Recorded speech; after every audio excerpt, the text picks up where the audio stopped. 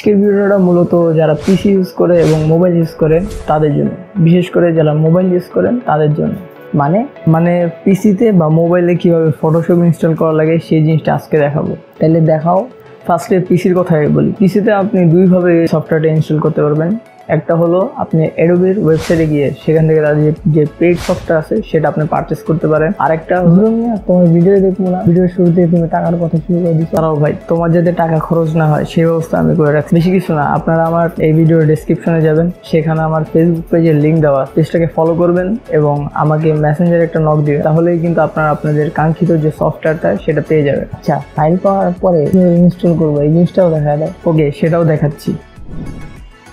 ফাইলটা ডাউনলোড করার পরে আপনি এরকম একটা জিপ ফাইল পাবেন। যে জিপ ফাইলটাকে আপনারা এক্সট্রাক্ট করবেন, এই যে ওপেন উইথ, এখান থেকে এক্সট্রাক্ট করে নেবেন। এক্সট্রাক্ট করার পরে আপনারা সেম এরকম একটা ফাইল পাবেন, যে ফাইলটা আপনারা ওপেন করবেন। নেক্সট এখানে সেট আপের একটা অপশন দেখতে পাচ্ছেন, এই সেট আপে ডাবল ক্লিক করলে আপনাদের যে সফটওয়্যারটা এটা সেট আপ হয়ে যাবে। সবই তো বুঝলাম, এখন মোবাইলের বিষয়ে কিছু বলো। ও হ্যাঁ, তো মোবাইলেরটা অনেক সহজ। ফার্স্টে আপনারা যে কোনো একটা ক্রোম ব্রাউজার বা ওয়েব ব্রাউজার ওপেন করবেন, সেখানে আপনারা সার্চ করবেন ফটোপিয়ালে। তো ফার্স্টে যে আপনাদের লিঙ্কটা পাবেন সেখানে ক্লিক করবেন এবং আপনাদের মোবাইলে যে কাঙ্ক্ষিত ফটোশপ সেটা একবারে এসে বলবেন। এটা তো ফটোশপ না, আমি জানি এটা ফটোশপ না, কিন্তু ফটোশপের যে কোনো কাজ আপনি এই সফটওয়্যার দিয়ে করতে পারবেন। ইভেন ফটোশপের যা যা টুল আছে সব টুল এই সফটওয়্যারও পেয়ে যাবেন। এবং ফটোশপের সবচেয়ে পপুলার একটা ফিল্টার, ক্যামেরা র ফিল্টার, এটাও এই সফটওয়্যারের মধ্যে আছে। তাইলে তো ভালোই। এটাও কি পেইড? আরে না, এটা রান করতে আপনার শুধু একটা মাউস, একটা কিবোর্ড আর একটা ইউএসবি হাব লাগবে। এতটুকু ইনভেস্টমেন্ট তো করতেই হবে ভাই। আর যদি এই ফটোপিয়া সম্পর্কে আরো বিস্তারিত জানতে চান অবশ্যই কমেন্ট করবেন, আমি চেষ্টা করব এটা নিয়ে একটা বিস্তারিত ভিডিও বানানোর জন্য। ঠিক আছে ভাই, সবকিছু বুঝলাম। তাইলে এবার ফটোশপের একটু বেসিক কিছু আলোচনা করে দাও, যাতে সবাই একটু ফটোশপটা স্টার্ট করতে পারি। ফটোশপ ওপেন করলে এরকম একটা ইন্টারফেস পাবেন, যেখান থেকে আমরা আমাদের নিউ ডকুমেন্ট ক্রিয়েট করব। তো এখান থেকে ক্রিয়েট নিউতে আমরা প্রেস করব। এখান থেকে দেখতে পারতেছেন আরেকটা ইন্টারফেস চলে আসছে। তো এখানে আমাদের সব ক্যানভাসের ডিটেলস আছে। এখান থেকে আমরা আমাদের যে ক্যানভাসটা আছে সেটা ডিটেলস এডিট করতে পারবো, মানে আমাদের মতো করে আমরা কাস্টমাইজ করে নিতে পারবো। তো ডান পাশে যে দেখতেছেন এখানে আমাদের যে ক্যানভাসের উইডথ আছে, হাইট আছে, এগুলো আমরা এখান থেকে কাস্টমাইজ করতে পারবো। এবং নিচে যে সেটিং গুলো আছে এগুলো ডিফল্ট আকারে রাখার চেষ্টা করবেন, কারণ এগুলো ডিফল্ট আকারে ভালো।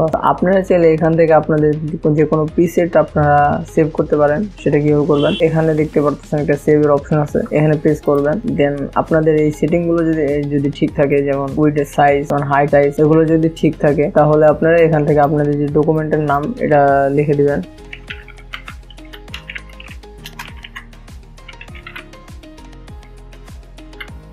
তো এখান থেকে সেভ প্রিসেট করলে আপনাদের যে প্রিসেটটা আছে সেই প্রিসেটটা সেভ হয়ে যাবে। সেভ করার পরে এখানে দেখবেন সেভ এর একটা অপশন আছে, এখানে দেখেন আমি একটু আগে যেটা সেভ করছি সেটা এখানে এসে পড়বে। তো বারবার কাস্টমাইজ না করে সেভ করে রাখবেন, তাহলে এখান থেকে আপনারা যে কোনো একটা সিলেক্ট করলে এসে পড়বে। যেমন আমি এটা সিলেক্ট করে এখানে ক্রিয়েট বাটনে প্রেস করবো, তো আমাদের যে ডকুমেন্ট এটা ক্রিয়েট হয়ে যাবে। দেন বাম পাশে দেখতেছেন এগুলো সব আমাদের ফটোশপের টুল, এগুলো আমরা বিশদভাবে আলোচনা করব, সমস্যা নাই। আপাতত মানে ফটোশপের একটা ইন্ট্রোডাকশন আপনাদের সাথে শেয়ার করব। আর এদিকে ডান পাশে এটা যেটা দেখতে পাচ্ছেন এটা হলো আমাদের লেয়ার। এখানে আমরা যা যা কাজ করব, কাজের সব ধরনের যে লেয়ার গুলো আমরা ইউজ করব সব লেয়ার এখানে আমরা দেখতে পারবো। আর এই পাশে আছে প্রপার্টিস, যে কোনো লেয়ারের প্রপার্টিস এখান থেকে আপনারা ওপেন করতে পারবেন। আর উপরে যদি আমরা দেখি এখানে আছে ফাইল, এডিট, ইমেজ, লেয়ার, বিভিন্ন অপশন, এগুলো আমরা এক্সপ্লোর করব, সমস্যা নেই। তো ফার্স্টে আমরা শুরু করব সিলেকশন টুল নিয়ে। সিলেকশন টুলের কাজ কি? সিলেকশন টুলের কাজ হলো নরমালি কোনো কিছু সিলেক্ট করা। তো আমরা কয়েকটা অবজেক্ট নিই, আর এটা হলো রেক্ট্যাঙ্গুলার টুল। এখান থেকে ধরেন আপনি রেক্ট্যাঙ্গুলার, তারপর rounded rectangular, ellipse tool, polygonal tool, line, বিভিন্ন ধরনের শেপ আছে, এগুলো আপনি নিতে পারেন। আপাতত আমি রেক্ট্যাঙ্গুলার নিচ্ছি। এখানে একটা ড্র করব, দেন এখানে একটা এবং এখানে একটা। নাইস। এখন আমরা আমাদের যে সিলেকশন টুল আছে এটা হলো সিলেকশন টুল, এটা সিলেক্ট করব। তো এখন আমি যদি কোনো অবজেক্ট এগুলোকে আমরা মুভ করতে চাইতেছি, তো এখানে আমাদের সিলেকশন টুল কাজে লাগবে। এবং সিলেকশন টুলের যে শর্টকাটটা আছে সেটা হলো ভি প্রেস করলে আমাদের সিলেকশন টুল সিলেক্ট হয়ে যায়। তো আমি যে অবজেক্টে ক্লিক করব সেই অবজেক্টটা কিন্তু সিলেক্ট হয়ে যাবে এবং আমি সেটা ক্লিক করে কিন্তু মুভ করতে পারবো। আবার আমি ধরেন রাইট ক্লিক করে ড্র্যাগ করে এটা সিলেক্ট করতে পারবো, বা আমি রাইট ক্লিক করে এই তিনটাকে একসাথে সিলেক্ট করে একসাথে মুভ করাতে পারবো।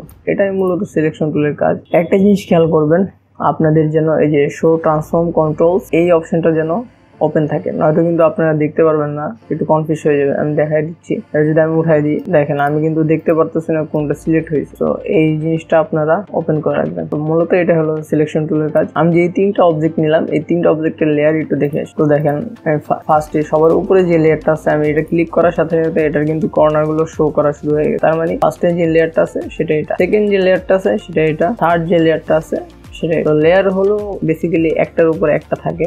লেয়ার মূলত একটা যেটা উপরে থাকে সেটা সবার উপরে থাকে, যেটা মাঝখানে সেটা মাঝখানে, যেটা শেষে সেটা শেষে। তো মূলত লেয়ারের কাজ হলো এটা। তো লেয়ারের ব্যাপারটা আশা করি সবাই বুঝছেন। তো এখন আমরা নেক্সট টুলে যাই।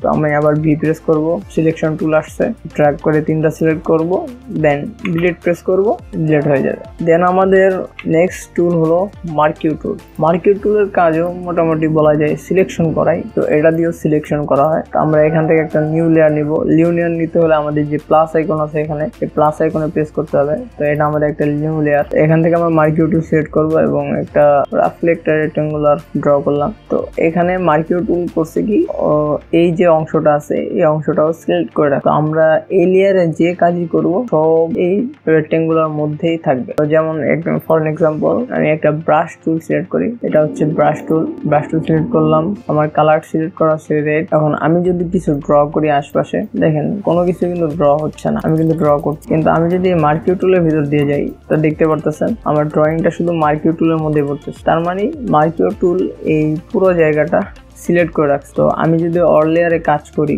তাহলে এই লেয়ারে আমার সব কাজ শো করবে, মানে এই লেয়ারটা সিলেক্ট করা আছে। এটাই মূলত মার্কিউ টুলের কাজ। আমি আবার ডিলিট করে দিতেছি। এখনো দেখতে পারতেছেন এটা সিলেক্ট হয়ে রয়েছে, তাহলে এটা ডিসিলেক্ট করবো কিভাবে? সহজ, কোনো কিছু যদি সিলেক্ট হয়ে যায় সেটা ডিসিলেক্ট করার জন্য আপনি প্রেস করবেন কন্ট্রোল ডি। যা দেখতে পারতেছেন এটা ডিসিলেক্ট হয়ে গেছে।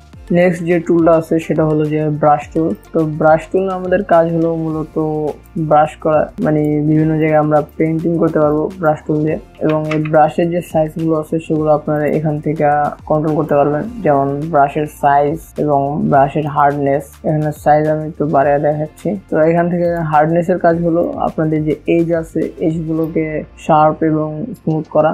যেমন দেখতে পারতেছেন আমি হার্ডনেস কিন্তু 100% দেওয়া, এই জন্য আমার শার্পনেস যে ডিটেলস গুলো আছে এগুলো একবারে নিখুঁতভাবে দেখাচ্ছে। এখান থেকে আমি যদি হার্ডনেসটা একটু কমাই দিই তাহলে দেখতে পারবেন আমার যে এজেস গুলো আছে এগুলো একটু হালকা স্মুথ লাগতেছে। ব্রাশের কাজ মূলত এটাই। তো চলেন আমরা নর্মালি একটা কিছু তৈরি করি। তো আমি এখান থেকে ফার্স্টে একটা রেক্টেঙ্গুলার টুল নিয়ে নিলাম। এখান থেকে আমি একটা স্কোয়ার, ওকে, এটার কালার আমি চেঞ্জ করবো। তো দেখতে পারতেছেন লেয়ারের পাশে প্রপার্টিসের প্যানেল। যদি প্যানেল না থাকে আপনাদের তাহলে এটা ওপেন করবেন কিভাবে? সিম্পলি উইন্ডোতে যাবেন, দেন এখান থেকে আপনার প্রপার্টিস, তারপর লেয়ার সবগুলো অপশন পেয়ে যাবেন। যেটা আপনার লাগবে সেটা আপনি এখান থেকে ওপেন করে নেবেন। তো আমি এই পতাকার কালারটা চেঞ্জ করার জন্য এখানে একটা ক্লিক করব। দেন আমাদের নর্মালি পতাকার যে কালারটা হয় সেটা গ্রিন হয়। তো এখানে সিলেক্ট করবো। যদি আপনার এরকম প্রিসেট না থাকে এখানে ডাবল ক্লিক করবেন, দেন এখান থেকে আপনারা চাইলে কালার সিলেক্ট করতে পারেন। ওকে, দেন ওকে প্রেস করবো। তো আমি আবার রেক্টেঙ্গুলার টুলের এখানে রাইট ক্লিক করব। এখানে দেখতে পারতেছেন ইলিপস টুল আছে, তো এটা সিলেক্ট করব। দেখেন এখানে একটা ইলিপস ড্র করব। আবার আমরা সিলেকশন টুল সিলেক্ট করবো এখন, কারণ আমরা এটা সিলেক্ট করা লাগবে আমাদের জায়গা মতো পজিশন করার জন্য। তো আমি ভি প্রেস করবো। শর্টকাট গুলো সবাই মনে রাখবেন, কারণ শর্টকাট আমাদের কিন্তু কাজের ফ্লোটা আরো বাড়ায় দেয়। তো আমি ভি প্রেস করবো। তো দেখতে পারতেছেন আমার সিলেকশন টুল সিলেক্ট হয়ে গেছে। আমি এটার কালার চেঞ্জ করবো, এখানে আবার ক্লিক করে রেড করে দেবো। এখন এই ইলিপসটাকে আমরা মাঝ বরাবর নিয়ে আসবো। দেখতে পারতেছেন আমাদের একটা পতাকা হয়ে গেছে। এখন পতাকার এই জায়গায় একটা স্ট্যান্ড থাকে, কিন্তু স্ট্যান্ডটা বানাই চলে। এখানে আবার রাইট ক্লিক করবো, রেক্টেঙ্গুলার নিব, দেন এখান থেকে এই তো এটার কালার আমরা চেঞ্জ করে ফেলি। তো এখানে একটা ক্লিক করব, এখান থেকে এটার কালার হালকা গ্রে বা সিলভার টাইপের দেওয়ার চেষ্টা করি। ওকে, মানে ওকেতে প্রেস করবো। আবার সিলেকশন টুল সিলেক্ট করার জন্য আমরা ভিতে প্রেস করবো। তো দেখতে পারতেছেন নর্মাল একটা পতাকা হয়ে গেছে। আর এখানে কয়েকটা স্ট্রিট বা সিঁড়ির মতো থাকে, এগুলো ক্রিয়েট করি।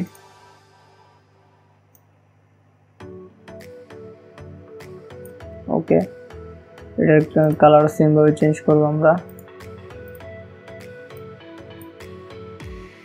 এটা হালকা ব্রাউন কালার দেওয়ার চেষ্টা করি।